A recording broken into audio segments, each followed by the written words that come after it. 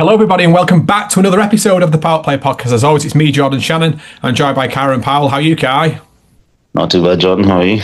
Yeah, good to catch up. We've had a bit of a break, but plenty has happened. The second test has just finished yesterday.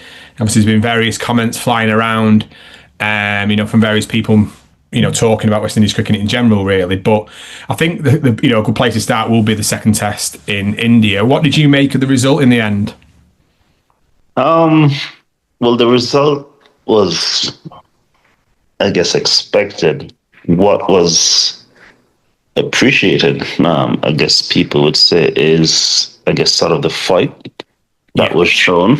Not to just sort of give up, game wrapped up inside 3 days type of thing, taking the game to the fifth morning. I think that was a very good effort from the West Indies, especially after being asked to follow on in their second innings. John Campbell getting his first Test century and his fourth first-class century for the year shows what form he's in. Obviously, well documented what he's been through over the past couple of years. So, someone that I'm pretty fond of. When he used to come to St. he would take my car, and Emma and I would be sort of locked inside. All right. Was he's off for the period of time that he would be in St. Kitts when Jamaica played the Lewis and stuff. So someone that we're quite close to, and very, very happy that, because realistically speaking, 25 games to get your first Test match century, it's a heavy load. Yeah. A very heavy burden, and I'm sure that he'll feel a big sense of relief now. Obviously, going into this series, one of the things that I highlighted was John Campbell getting at least 2 half centuries. Well, would definitely take a century over 2 half centuries. Unfortunately, you'd like these things to be in a winning cause, but on a personal note, very, very well done to him. It was a very clear innings in terms of the innings before that. I said he looked as though he didn't know sort of what his role was, but this time around you can see the progression from when he came back into the team, going very, very hard, to now a more measured, calculated approach. Definitely. Probably the first time he's batted this many balls in a single Test match, and it's probably this many balls in a Test match. And you see the end result. So I think that, obviously, you look at ways in which the West Indies could improve. Obviously, guys scoring centuries is going to be a big plus. So having an opener that has the capability of scoring centuries always puts you in good stead to build a foundation. Yeah, no, and I think that these are perfect talking points. Obviously, John Campbell's century, as well as Shai's as well. And I thought John Campbell was very unlucky in the first innings. That sweep shot he played and got caught at short leg was, it's unlucky. It's interesting, really, because when we spoke in the previous pod, we mentioned that when things aren't going your way, they just don't seem to continue to go your way. And I thought that, I felt for him a little bit with that one, but he answered superb in the second innings there with, like you mentioned, the way I thought he left the ball really well in that opening spell. The facing Siraj and Bumrah, you're going to need to know where your off stump is, and you're going to need to be able to lead the ball well, and he did that very well in the second innings. But I just want to talk about Shai as well. I thought that in the first innings he looked like he was going really well, and then obviously sort of a little bit loose not a little loose, but he was just like he got bowled. But one thing I noticed, and this is where the lack of Test cricket being played doesn't allow that technical change to be made. He sort of batted more on off stump to Yadav, and sort of made sure that if anything was coming into him, he had to play it, and he was a lot more tighter defensively, and then it allowed him to be a lot more freer when the ball was outside off stump, and you could tell that technical change. But because they're not playing that frequency of Test cricket that India play, it's quite hard to build that momentum and make those changes and then be able to then respond. And that's the same here. From a batting unit, they've had some of the batters have had starts and not kicked on, but then obviously John Campbell and Shai have. Then they don't play Test cricket then for such a duration, then they go into the white ball format. It's quite tricky, isn't it? Well, first of all, congratulations to Shai. Now we have something very common. We've both scored 2 centuries in a single test, and now we've got 3 test match centuries. So congratulations to Shai on that. But no, I think back to your point, a more serious point. It's going to be difficult because Shai is obviously the ODI and T20 captain. Yeah. I think that them taking the gloves from him in this match should be the way forward because Shai has, I think, some sort of degenerative, some issue with his knees. Okay. And asking him to keep in Test match cricket is always going to be a tough task. Yeah. If he's your best batter, then you need him to be able to focus and concentrate on being your best batter, especially knowing that he has to go and play T20 and ODI cricket as well. So there's not going to be a period in which he sorts of has a break or any downtime because the schedule is so packed. In terms of the technical changes, obviously someone that studies his game in detail, you can see the growth, the evolution over the course of his 50-over career, and now being able to bring that experience back into Test match cricket.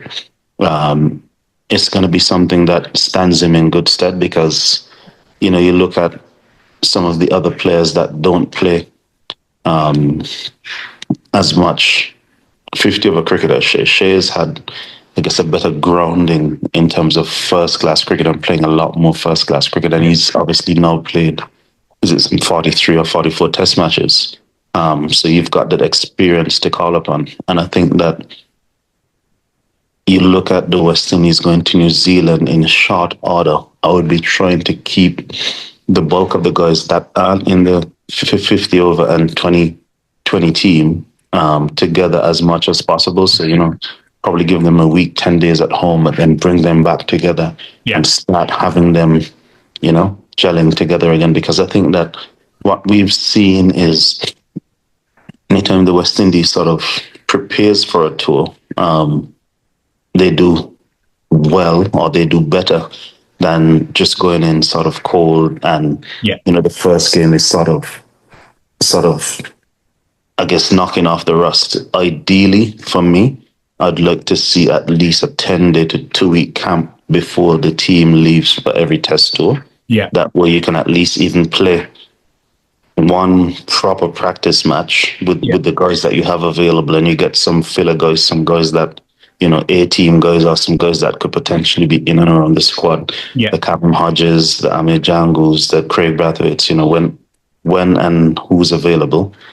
And you sort of, prepare for a series that way, because then that takes you on tour with a better chance of hitting the ground running. And then you don't necessarily miss the lack of tour matches going into series anymore, because I sent you that clip yesterday with Michael Holden and Dwayne Bravo speaking about the importance of red ball cricket. And we've been saying this for the longest while, but I don't know if it sometimes it's not the message, it's the messenger, and people don't like certain messengers. So I don't know if people don't understand the importance of the things that we're saying, but Dwayne Bravo spoke about him being able to succeed in T20 cricket because of his red ball grounding. The grounding, exactly. He spoke about Chris Gale's red ball grounding. What I always say is the strength in Chris Gale being the best T20 batter is the fact that he has such a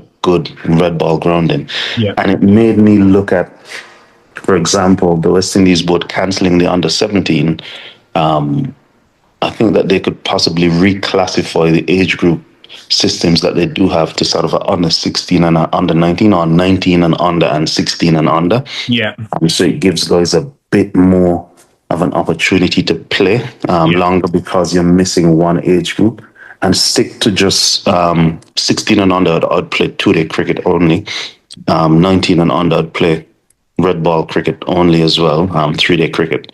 Because these guys are being fed a diet of T20 and T10 cricket in their respective islands. So it's not something that they're short of, but you want to get them used to repeating skills over and over. And that's a point of red ball cricket. Like, you get to use every single skill that you would use in any form of cricket throughout the course of a red ball match. Yeah. And it's building repetition. And that's the importance of red ball cricket in West Indies cricket as well, because it's such a thing where players look at the option now of going for a 20, 30, 50 grand, as opposed to harnessing your skills. You get to leagues later, but you get there at a higher price. Yes. So it well supplants you going at a younger age for the smaller price brackets. And that's the same thing that Dwayne said. Yeah.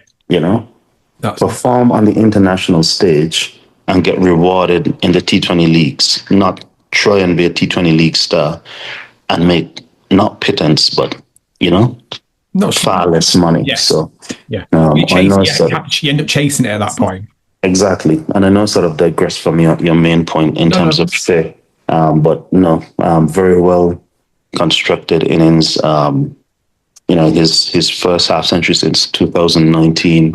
I'm happy that he was able to take it all the way to a century. And, you know, as you highlighted in the group, the first West Indian to score a century in all three formats in a year. A calendar year. In the same calendar year. And with a lot more time to go in the year. So maybe, you know, we can get another of each for the rest of the year and really set some going. That would be genuinely someone to double that now from where he is would be some going. Yeah, I mean, him and John did break a record that, you know. I was quite proud about, you know, the first West Indian peer to have 150-run partnership since some Darren Bravo and Kieran Powell bloke back in 2011. Yeah. No, it's some effort. Well, we've talked about it anyway before, but that, you know, again, digressing again, that side that you come up against in India, oh my God. Yeah. Like when you were saying to me that when Virat Kohli, I was saying obviously being 4 down and Virat Kohli's coming in at 6, and you said, well, at that point, Virat Kohli was one of the easier wickets. It's like, oh my good God almighty. To get to Virat was the task. Getting by Sehwag, Gambhir, Dravid, Sachin, Laxman. Oh, you would not want to be a bowler. Oh. You don't want to be a fielder either. No, I was going to say there'd be plenty of ice baths after that. But going back to the test, I do think though that there were some positive performance. I think though ultimately we know this bowling unit what it's capable of. We know that obviously, you know, there's a couple of injuries, but as a unit, you know, fantastic. I just feel as a batting unit, the likes of if Alec Athanaze is going to stay in the side, he has to value his wicket a lot more. He's doing the hard yards. He can't be getting out loose as he is doing. I'm happy you touched on Alec Athanaze because please just remind me a lot because I've had such a busy week last week. You're all over the place. Yeah, being in San Francisco last week for my MBA module, meeting the VCs and all that was quite absorbing. You know, I was going to say it. That took all my mental energy away. 12-hour days. But Alec Athanaze, I think that someone like him, I think that they should keep him as a red ball player only for now. Let him focus on batting long periods of time. I think that's what, for me, looks missing with him. If you really check the stats, the last time Alec Athanaze made a century in regional cricket, whether it be 40 or 50 over, was that season before he broke into the West Indies team. He made 2 in each format and then hasn't made a century from since.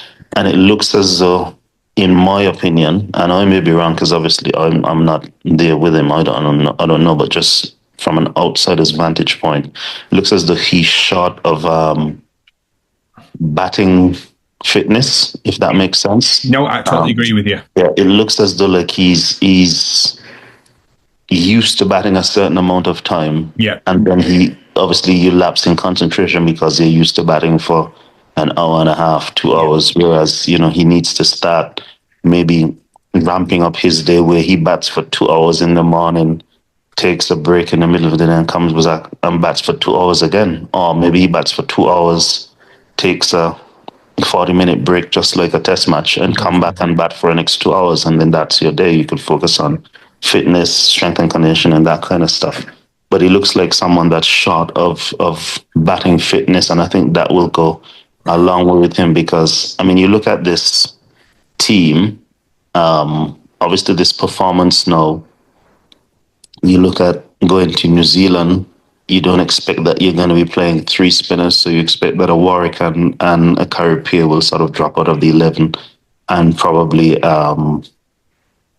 maybe Anderson Phillip with Alzari and Jade and Shamar coming back. Yeah. And then it might be a situation where you slot a Brandon King at 5 because he was injured for this match. So you've lengthened your batting. You know that you've got your main wicket-taking bowlers back. And Justin Graves, although he's never sort of put the entire game together, you can sort of see why Sammy's given him so many opportunities because he's never really failed either. He's either done something with the bat or something with the ball, but he's never brought that full package yet. And that's what we're hoping for, to continue to give him opportunities so that he can eventually start bringing that full package together as well. But I think that Alec is definitely short of batting time, and he's someone that I'd allow to harness his game, play a lot of red ball cricket, focus on that for now because he's not a power player in 50 over or limited overs cricket, T20 cricket, anything. So he's not someone that's gonna kill you either in the power play or in the middle overs and that sort of stuff. So I think he'll be better served, and West Indies cricket will be better served at this point in time, allowing him to focus on red ball cricket and becoming the best red ball player he can be. Because you look at, let's say, Manas Labuschagne, for example, his game started to, I guess, falter when he started to want to play 50 over cricket, T20 cricket. That's when you can see the correlation in the dip in his form. And now he's being made to focus on red ball cricket again. You look at this he's had and how he's probably been able to prepare going into the season, knowing that that's his focus. It's a lot different. Definitely. One thing I would say about Alec, and we've spoke about it on here, I think he would massively advantage from coming over to the UK and playing league cricket, being that focal point of a side, batting 3 every week, you know, the best part of 40, 35, 40 overs every week, and being the man. I think it would really help him develop that maturity in his value of his wicket, because I watched him bat, and I feel like he's got the technique and he's got the skill set, but it's just like I said, it's that mental lap of concentration. And Ian Bishop mentioned it on comms at the time about how you've got to sort of teach yourself how to be able to, if it's in between overs, switch off for that minute and then you go again. It's only practice that allows you to do that. I think what's important as well is understanding your teammates as well. Yeah. So whoever he's batting with should know that, okay, once he gets to 30s, 40s, this is the area in which he sorts of, fades away. So you can start going down, having a word with him every other ball, every other 3 balls or something. Yeah. You can try and tell him, okay, now look, let's try and get you off strike. So you just try and drop and run into a gap. Yeah. Keep him off strike as much as possible. So strike rotation will be your key to not getting out. The more you're off strike, obviously, then you can't get out. So just different things like that is what I would say in terms of holistically, because again, you see a lot has been made of the 2 times that John Campbell has made centuries in international cricket. His partner at the non-striking end has been Shai Hope, and obviously that calmness, that experience, that composure to help you to get through a certain situation, that partnership, that familiarity, that understanding of just by seeing how someone moves, this is what you need to do and this is how you can help them get through a situation goes a long way in batting partnerships. And that's it, it's knowing your partners, and that's when obviously there's been plenty of chops and changes throughout, the games. Whereas if you get that consistency with the batting order, that's when you understand people. You know what, you've got to talk them through that and take that to take them to to get to 50s, 60s, then onto your 100 and things. And that's why I'm looking forward to seeing how it goes in the New Zealand series, because they're playing the white ball before the red ball, so people are all going to be over there. According to the fixtures, it looks like they're playing a warm-up match before they play the first test. So there's going to be limited, I won't say excuses, but you've got a nice structure leading into the New Zealand tour from a test match perspective. So you know you're going to be there in New Zealand for the best part of a month before the first test starts. Environmentally you're in and around the place. Condition wise, you should be used to it a lot more. So I'm looking forward to seeing how that goes. And I know some of the white ball players are going to be playing in the red ball, so I'd like to see some game management there as well, as you mentioned, to make sure that going into the test series they are fresh and he's not off the they're not off the back of the consistent games. So I'm looking forward to seeing how that goes. Yeah, 100%. As you said, there might have to be a bit of game management, but then how do you put importance over winning in one form over another form? You know what I'm saying? So it's a bit difficult, especially when it's the same players that would have probably been on tour from since Ireland back in April. Yeah. Going to England, going to the CPL, going to India, now in Bangladesh. From Bangladesh to New Zealand, it's a tough task, and that's where you sort of need guys to be honest with you as well and say, okay, I am feeling a bit tired. You can't sort of get away from being on tour, but you might miss a guy, a game here, a game there, just to ensure that he's able to go the full distance. You look at a Shai, a Roston, a Brandon King, a Jaden Seals, obviously the two Josephs when they're back. Those guys are integral parts of West Indies cricket. Justin Graves, who plays all formats as well. So it's understanding how to manage these guys. Yeah. No, definitely. But we'll obviously discuss that in the next few weeks anyway. But the other thing I wanted to discuss was some of the comments that have come out regarding the West Indies board. Obviously, there was a comment from the CEO about the lack of support that they've had from airlines, given all what they spend and things. And there's obviously some comments about Brian Lara has come out and said that do they actually want to play for West Indies? And there's been a lot of comments firing about. What do you make of what you've read and anything else that you want to sort of mention, really? Well, I'm actually quite glad that I've been so busy last week in San Francisco that I couldn't really put too much time or effort into watching or listening to this, because if I am the only airline that can realistically service your needs, why would I give you any sort of deal knowing that I'm the only game in town? That would sort of be, that's not sponsorship. That's me being pitiful for I guess your plight. I don't know. It's not necessarily a plight, but it doesn't make sense. Like a lot of things that the CEO says, I'm very cautious about this CEO. If I'm going to be honest, it doesn't. It seems as though there's always sort of double entendre when he speaks. You have to dig into what he's saying on a deeper level. But yeah, it's not down to the airlines to give you a sponsorship because they've used you. Alternatively, are you going to take a flight to Miami or the UK and then return to the Caribbean? Is that the route that you're going to fly your players to get from island to island? Yeah. You're going to do a charter with someone. And this is probably the best means. I think if you want to deal with them, the best way to go about it is creating some kind of partnership where it becomes viable for them to offset your costs by offering, let's say, packages to fans, travel this summer and get to see XYZ islands and the West Indies play. So it's like a full package where you get a cheaper travel rate, you get the hotels and the transportation and meals and all that sort of stuff included, and make inter-Caribbean travel more appealing to Caribbean folks, because it's a lot cheaper to fly, let's say,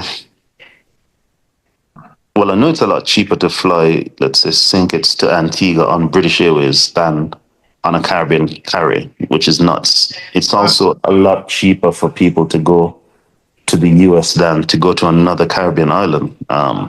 Okay. So obviously, it's not in anyone's best interest, and it's not in the airline's best interest to sort of give away margins when margins are already thin Yeah. for them.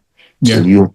So you're speaking from your vantage point as a board, but you also have to look at the airline's vantage point, and people aren't traveling like they want to used to. Tickets are higher, so they've also got people, a board of directors to report to as well, and they've got to turn a profit. In terms of Lara's comments on whether guys wants to play for West Indies or not, I think that's sad, because Lara's somebody that, if not all, majority of this generation of West Indian cricketers would look up to. And, apparently he gave a talk to the team, and, look at how the team batted.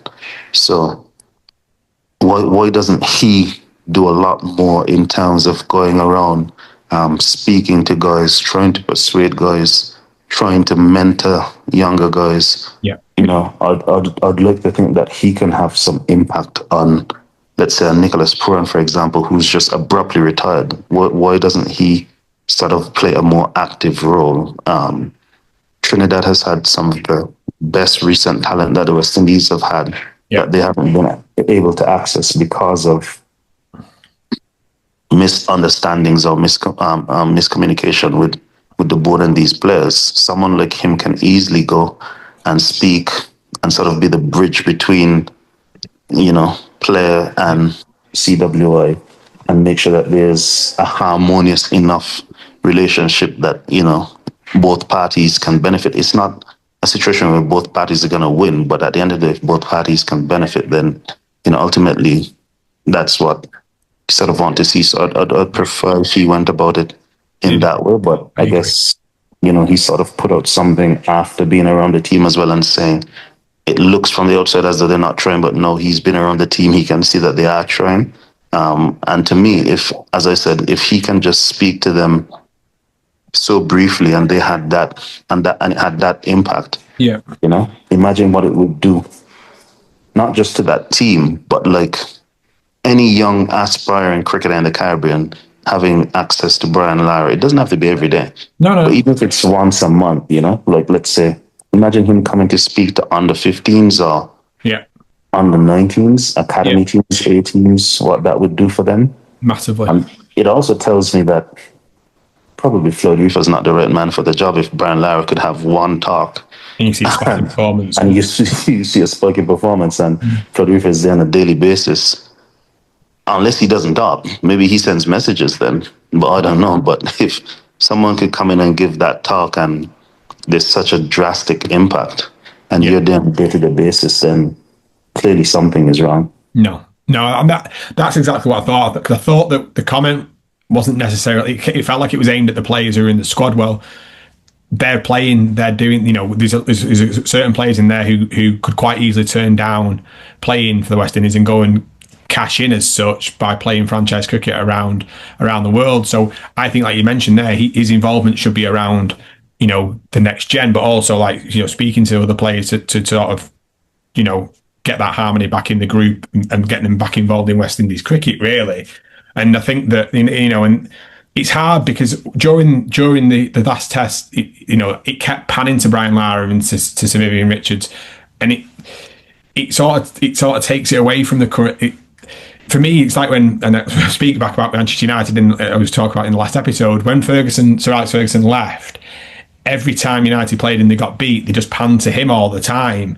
And it's like, well, you've got to look to the future and use what you have as a way of benefiting at the current situation. And if that's using Brian Lara and Viv Richards to be, that's what you need to be using. There's no point panning to them when they've lost a wicket and showing that negativity. They need to be using their knowledge and experience to help change that momentum. Yeah, and it's funny that they're using them now, because we've been calling for mentorship. We've been calling for these people to be around. We've been talking about mentorship all the time, and the knowledge base, the wealth of knowledge that they have, that they should be able to pass along. We're not going to have them forever. Everyone gets old, everyone dies. That's just the way of life. No one has the sorcerer's stone from Harry Potter and can live forever, you know. I actually don't like the way that they've been sent to India. The whole, I guess, marketing around it has come across as though they're going there looking for reparations. Yeah. You know, sort of, we were good then and we didn't sort of get paid, you owe us. The world doesn't work like that. No. Obviously, you understand where you are, what you're doing. But if you're operating a business, the best time to raise money, now I'm using all my teachings from last year, the best time for all the VC talks in it. But the best time to raise money is when you don't need it. If you're raising money when you need it, obviously you're going to get a lower valuation. Of course you are. A lower ask, and you know you're not going to be able to benefit. Like what is their selling point? You know, what are they selling to India? What West Indies cricket was? Because if you're selling what you were, that's already gone. You have to sell a vision. You have to sell the future, a future plan. Yes, right. And you also have to show, because people aren't just investing into your product. There are how many other cricket teams that they can go and invest into before or alternatively to the West Indies cricket. You have to invest into a team. And when I say team, the operating members of that team. Yeah. Now, why aren't those members from that team? Well, I mean, Chris Darren, I saw him in India. He seems to love a flight with a board that has no money. He loves a bit of a flight. But who are those members of that team? What's their track record of operating highly successful businesses? And how is this investment going to reap a reward or return on investment from me as an investor?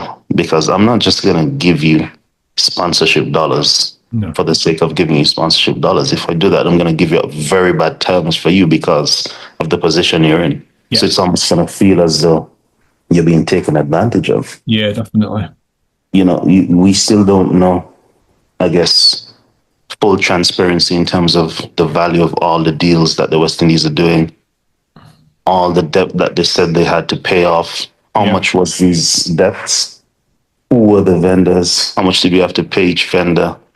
What are we doing with money? Because if you turned such a profit from the Cricket World Cup and now you're in such a deficit, then where's it gone? If I'm also investing into you, it's not even a matter of where it's gone. Obviously, it's gone somewhere. But I'm going to have to put my own directors into your organization. Yeah. Or I'm going to pay you in tranches based on milestones, you know? XYZ, you achieve this, then you get this amount of money. Or I'm putting someone there to sign off on every check that gets spent so that you are not able to just mismanage or misappropriate funds. Yeah, look at that, Kai. I can tell you've had a week of education. Get you in. Yeah. Get you in. This is more than a week of education, obviously. No, of course it's. We run our own stuff, but obviously, you know, being in San Francisco is it was good. Obviously now not in the cold of San Francisco anymore. There's a hell of a view behind you again. I think like recently, you know, it's just putting me to disgrace. You know, look at that. It's amazing. But you know, it's been good to, you know, it's been good to lots of talking points today. So it's been good to catch up, and we're going to look ahead to obviously the Bangladesh white ball stuff that starts the back end of the week. We've got plenty of things to look forward to, plenty of things we've discussed, and from a positive perspective, because sometimes, you know, it has been tricky and it's been hard, but we've, you know, some big positive performances, you know, some individuals and stuff. So plenty to look forward to. But let us know what you thought of the second test, but also, you know, in terms of the series overall in India, what did you think of the performances? What would you like to see going into the tour in New Zealand? What would you like to see from going into the white ball series against Bangladesh? What are your thoughts on the comments on Lara and various other bits? Do let us know. And Kieran, as educated as he is, will come back to you. And, thank you very much for joining us for this episode of the PowettPlay Podcast. Thank you.